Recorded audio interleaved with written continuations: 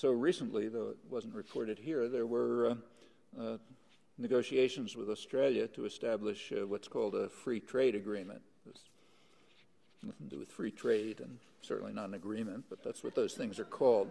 The negotiations were held up for some time because the United States was objecting to Australia's highly efficient healthcare system, maybe the most efficient in the world. The prices of drugs are a fraction of what they are in the United States. Very same drug produced by the same corporation, which makes a ton of money in Australia, but makes maybe 10 times that much for the same drug here. Why was the U.S. objecting to the Australian system? Well, because the Australian system is evidence-based. That's the phrase that was used.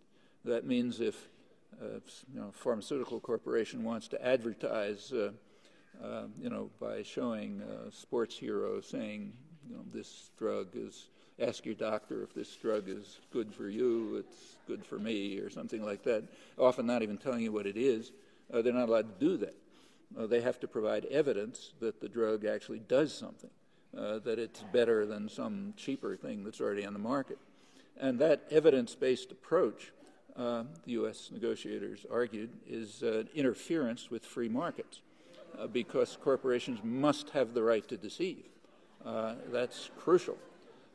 Australia sort of backed off on that, but the claim itself is kind of amusing. I mean, even if you believe the free market rhetoric for a moment, the main purpose of advertising is to undermine markets.